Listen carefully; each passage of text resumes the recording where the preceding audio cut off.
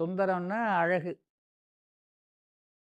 அதாவது சொல்லியிருக்காங்க, சத்தியம் யார் எண்ணங்களிலே, சொல்லிலே, செயலிலே சத்தியம் இருக்கின்றதோ அவர்களுக்கு அழகே அதுதான்.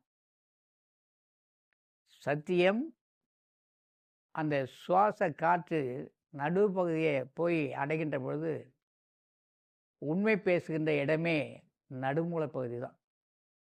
சத்தியமான தலம் அதுதான்.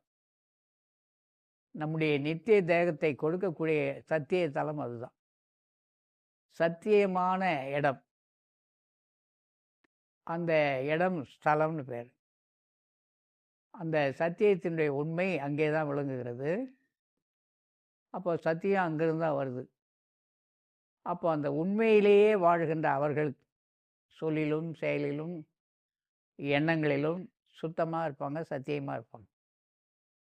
அவருடைய முகம் எப்படி இருக்குன்னு சொல்லி ஒரு சித்தர் சொல்லுவார். அகத்தின் அழகு மூக்கில் தெரியும், கண்ணில் தெரியும் அப்படின்னு சொன்னாங்களா. முகத்தில் தெரியும். அகம் எப்படிப்பட்டது என்பது முகம் காட்டி கொடுத்துரும். இதெல்லாம் திறன் ஆய்வுக்கு ரகசியமாக விசாரிப்ப ஒரு டிபார்ட்மெண்ட்டே இருக்குது. சிபிசிஐடி அப்படின்னாலும் சொல்கிறோம். அது கல்வியில் அவங்களுக்கு முதல்ல கொடுக்கறதே உடல் பாஷை தான். ஒருவர் எப்படி இருக்கிறார் என்பதை அவருடைய உடல் மொழியை வைத்து புரிந்து கொள்வார்கள். இந்த பொருளை எடுத்தானா எடுக்கலையா அப்படின்னு 10 பேரை நிற்க வச்சு பார்ப்பாங்க. ஒவ்வொருத்தனாக பார்த்துட்டு கரெக்டாக லபக்குன்னு போய் ஒருத்தனை பிடிப்பார். அவனுக்கு கை காலெலாம் நடுங்கும். செய்தவன் அவன் தான் தெரிஞ்சிடும்.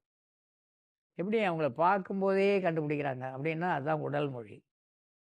அவனுடைய முகம் சொல்லும்.